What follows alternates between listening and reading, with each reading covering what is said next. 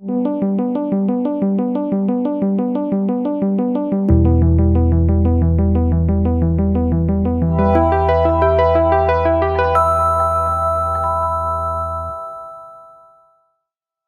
we speak about circular economy, we are speaking about a transition, you know.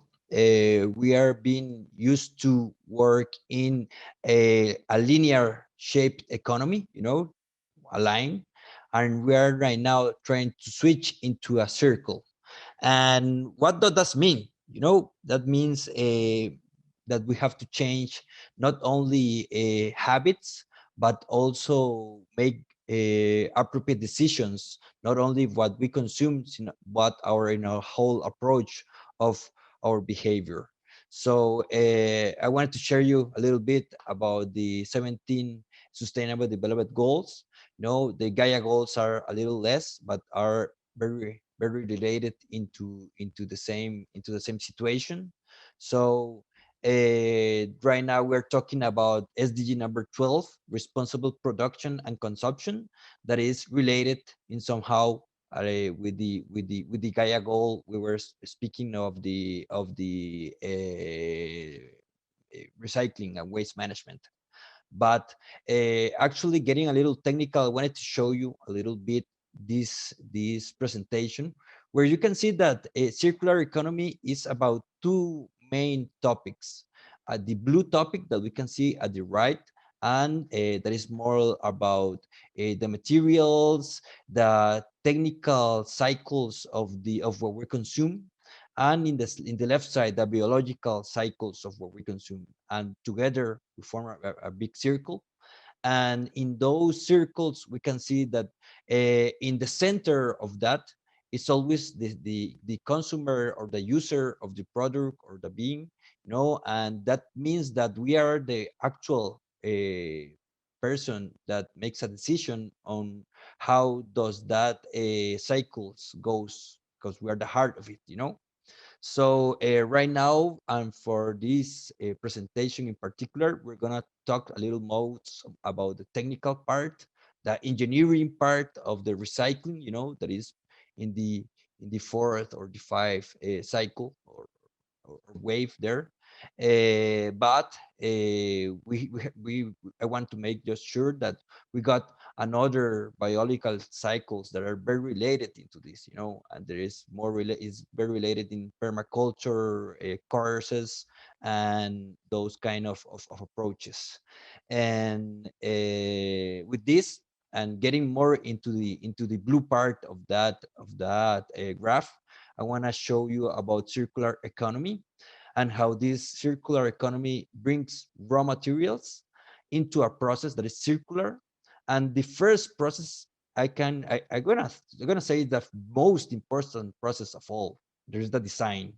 Because in the design phase of a product, you can decide almost the 70 or 80% of the life cycle raw material usage of that product.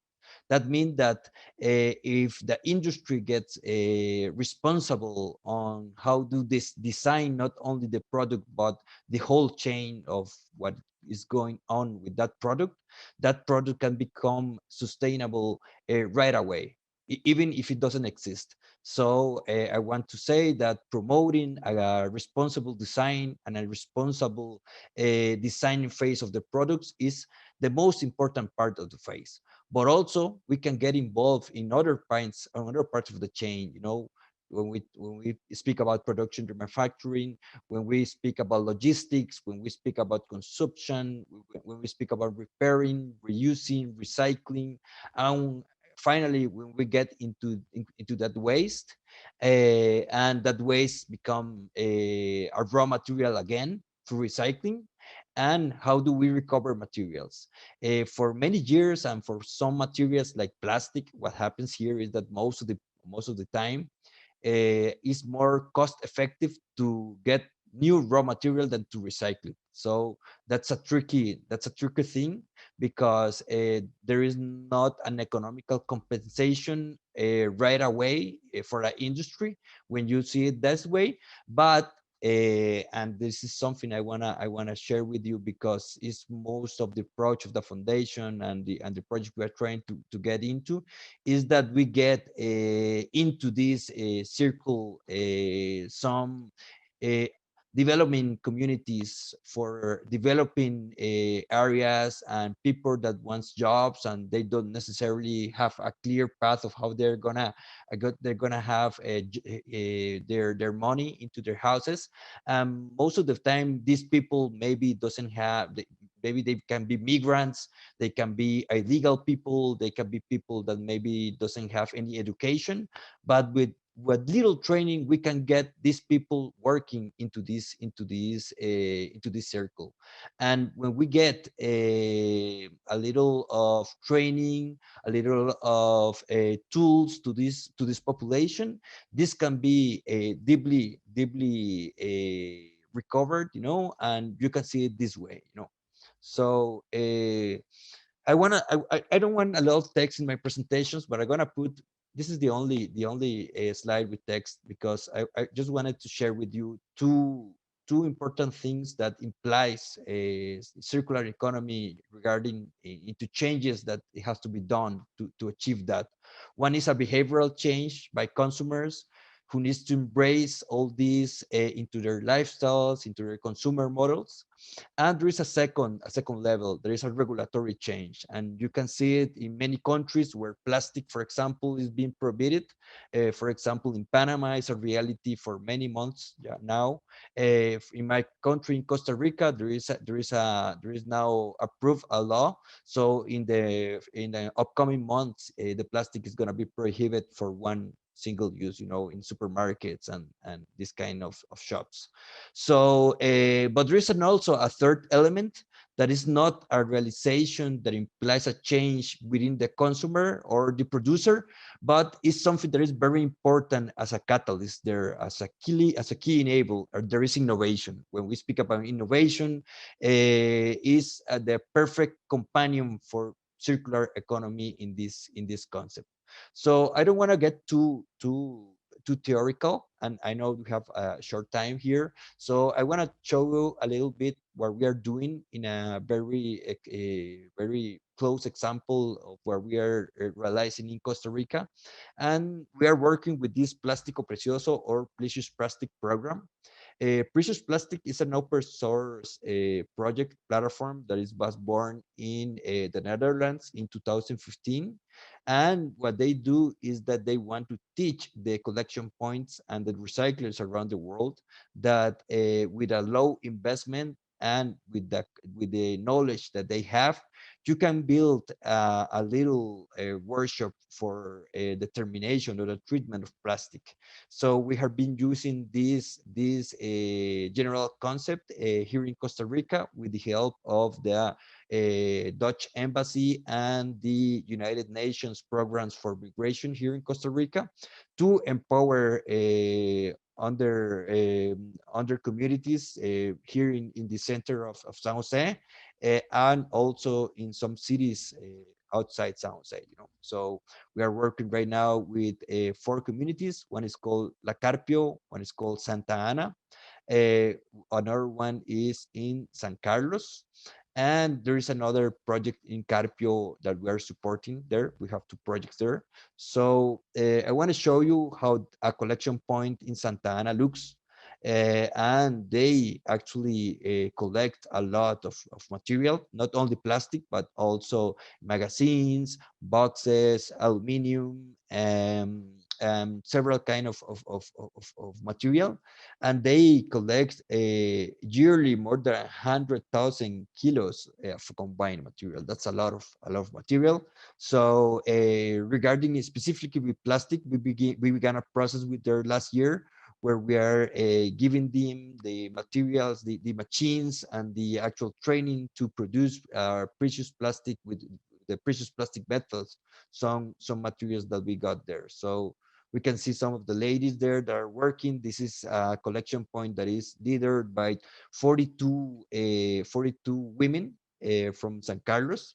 They are maybe half of them are Nicaraguan people. There is the country that we have next to us, and part of this is that these people are getting in charge of all this waste, of all this after use material. You gotta see there a lot of cardboard that we have there. They use some machines that some institutions are being providing to them, and right now, what we are doing is that we're teaching them how to become this material that actually today, for example, what they do is only they collect the material and they just sell it for very low cents of dollar, for per kilo.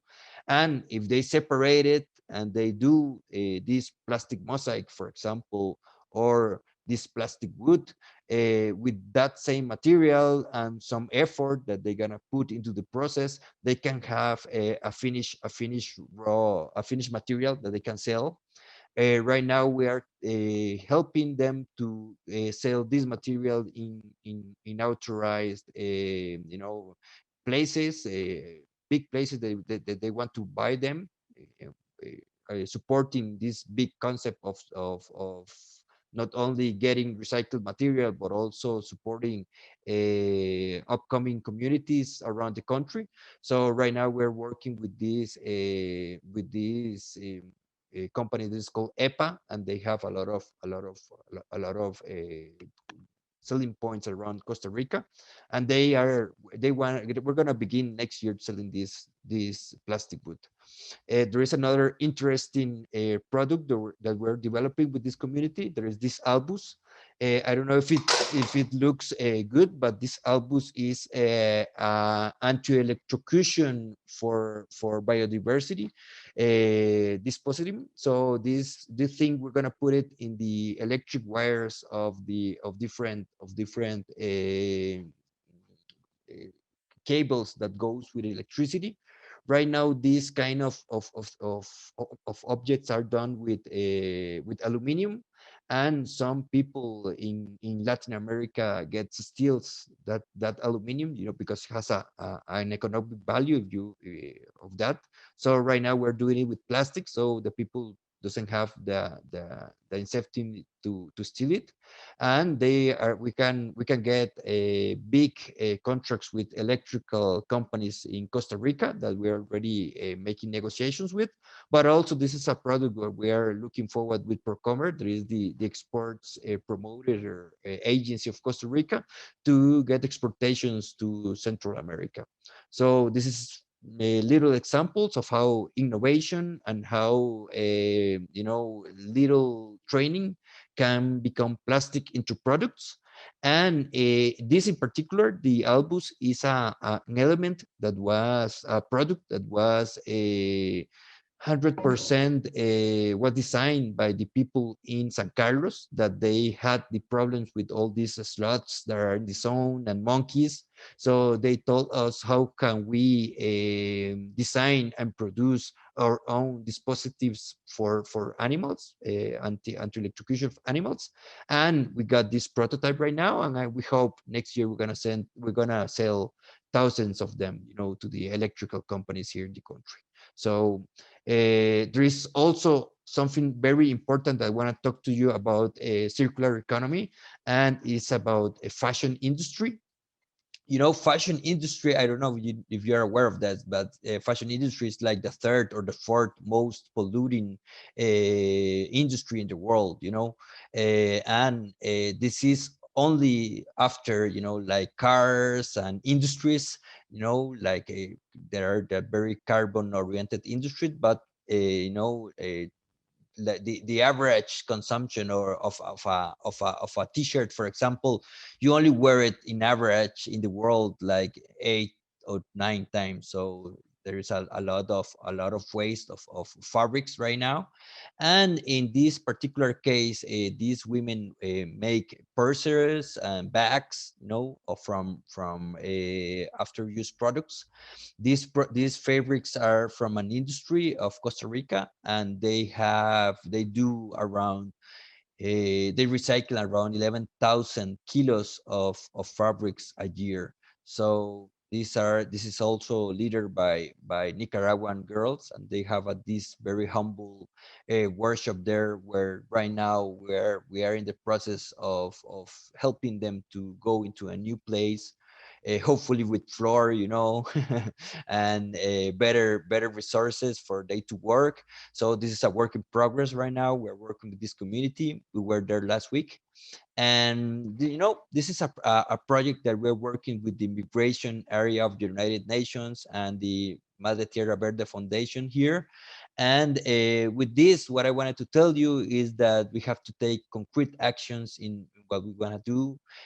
Communities are everywhere. We live in them. We are local people. You know, there are good tools and methodologies that we can use. I love that phrase that Lida says, that is to think globally and act locally, you know, and thinking about precious plastic and knowing that precious plastic is in more than 100 countries. There is a lot of case of uses from this, and, you know, just bring it into a local community in San Carlos. It's just very inspiring for me. And what I want to do is just to give you this inspiring moment to take action. You know, there is no little action regarding to environment. Every action counts. So what I wanted to tell you is look around, get related on what is going in your community. And I know if you are a globalized person, as everyone right now, because of internet, you can make a change. You know, you can tell something new to the people that is around you, and maybe they can get inspired and they can get into action. So don't stop moving. You know, who stops moving loses in this environmental challenge that we got. So thank you very much, Lila. I guess you had a couple of questions there. I'm open to it. If I have a normal corporate business, where within my business processes could I take like the first step in implementing circularity? What could be some initial changes that I could take? Yes, of course. I love that question because I think that environmental decisions, when you approach to a corporations, has to be very balanced. I think that environmentalism is pretty much about getting effective, you know, effectivity. And, you know, effectivity is a very well known topic in manufacturing, in lean manufacturing. There is people that is all the time getting hired, paid good amount of money, you know, contractors that are only get into corporations to get more effective into their process. So a circular economy is about that. And when we approach, you know, a finance, you know, executive in a corporations, you have to go through the money, you know, and getting effective and getting circular is a real business. It's not this is not a right now something that an environmentalist guy is saying, or someone that a hippie is saying around. This is something that right now corporations are very aware that if they save their resources, they're gonna spend less, you know, and they if they get more effective, they're gonna spend less. And this is a reality. So I think that the first thing when we want to get into a corporation, into a circular economy approach, or into a carbon neutrality approach, is to know that the first thing they're gonna do is to get a diagnostics of how effective they are, how effective with the use of their materials, how effective with the use of their resources, including their dollars, and how effective are they using the system they got in the most effective way. So I think that's the way. And there is a lot of techniques, there are a lot of methodologies that you can use right now. But I guess that the good person that wants to sell these concepts into the corporate side have to get a little prepared on how effectiveness and lean manufacturing works into a company. So, Ronnie, thank you so much for that's another great answer, and just the presentation was pretty mind blowing. With the experience that you've gained with Plásticos Preciosos, um, what do you think it would take to like spread that upcycling ethic to local communities elsewhere? Like, you were able to get it off the ground here in Costa Rica and partner with some small partners and different sectors, from the packers to the processors. Um, like, what are the roadblocks, or what would it take to really start this? Say if someone wanted to start it in the United States or in Germany or elsewhere in Central America. Yes, I think there is not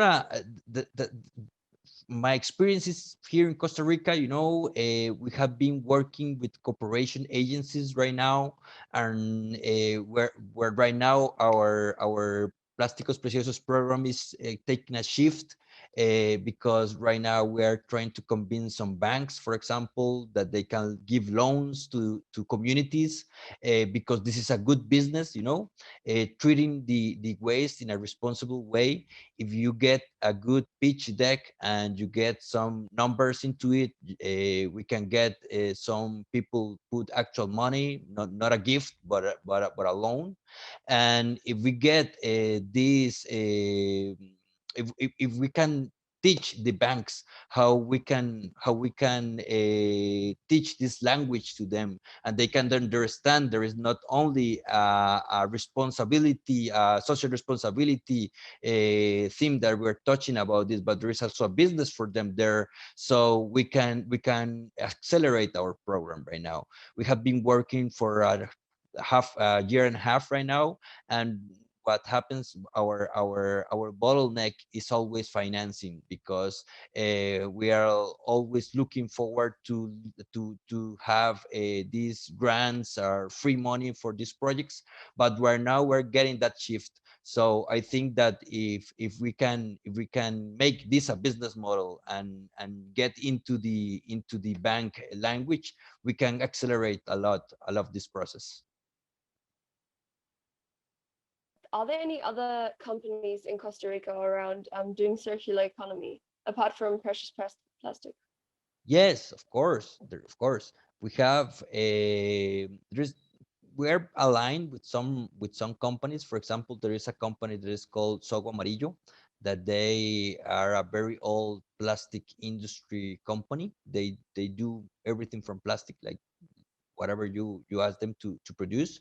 And for the last 3 or 4 years, we have been in contact with them, because they're trying to get into the circular economy with some recycled plastic, and there's a country leader on this. And right now they're also our clients, because, for example, all the plastic that we pick up from these collection points in the communities, maybe is hard to process all of them and make a plastic wood and make all these objects that we are doing, because they cannot process all. So we can sell to them the remaining part of the plastic that we don't use, in little shredded, in little pieces. But they pay, for example, a shredded plastic with a good classification, times more than if the community doesn't make the shredding process and just give it to the actual buyer right now. So with a very simple process as shredding, they can have 10 times more income, economic income in there. And right now we're incorporating these big participants, because this is a big industry. They work for Coca-Cola, for example. But if they say, okay, we're open to buy all precious plastic collection points around Costa Rica, the remaining plastic that they don't use, and we're gonna pay them 10 times more than the actual way they do business. So that's a good example how we're getting in close with industries, and how we can share that with them. There is something that I want to add about this, and because I said this Coca-Cola brand, and maybe we can think how precious plastic is gonna make a, or gonna is gonna be close some of the most polluting companies in the world. We live in complicated times, and I don't have, at least me, I don't have time to get too, physical or emotional about who I make business with. The final objective is to recycle the most quantity of plastic that we can. And if Coca-Cola is one of our clients, or Pepsi, or whatever brand it is, we're gonna take it all the time, because it's better to do something that than for a principle don't do nothing. So this is something that I wanna say, that we are always open in working with everyone that wants to work. Wow, that's such a great and I think really important point, that harks back to like the theme of this Gaia goal as a whole, which is that there is a massive extraction-based economy in the world right now that even in COVID times, it really doesn't show any sign of slackening or reversing. So it's not like we can be a stick in the mud and say, oh, I'm only going to work with the most pure, most perfect, most ideal version of the world. And then meanwhile, the real world continues to go down this dark track of waste. It's like that this circular economy is taking that and spinning it around and turning it into something positive. So thank you for all the work that you've done with precious plastic. And I think that model, can be replicated, and hopefully we see it spread. I could imagine plastic recycling plants in every town in a few years. Yes. Where especially with the increasing availability of like 3D printing and modeling, so you get the plastic down to its substrate, and then turn it into useful building materials. Like you're saying, coating the wires to protect wildlife. So many secondary applications for all of this plastic, all of this stuff that would just be entering the waste stream. So now we have to figure out what to do with all these masks. Mm-hmm. Perfect. Thanks, Ronny. Lila? Yes, amazing. Thank you, guys. I really love the questions as well, and the direction into which we're going, which is understanding it from a broad perspective and then like narrowing it down into actually concrete action steps. And I think that's been a beautiful first conversation to get this Gaia goals in action set. And I'm extremely excited for the next week, for this upcoming year, and everything that is coming to life with you guys. And everyone who's watching, thank you for joining. Thank you for doing the work. Thank you for showing up today and every day for our beautiful planet. And I wish you a beautiful Christmas feeling, day, celebration, however you are celebrating these special days. And then, of course, a nice jump into 2021 with lots of love, hope, and prosperity for an amazing next year. Unite! Unite!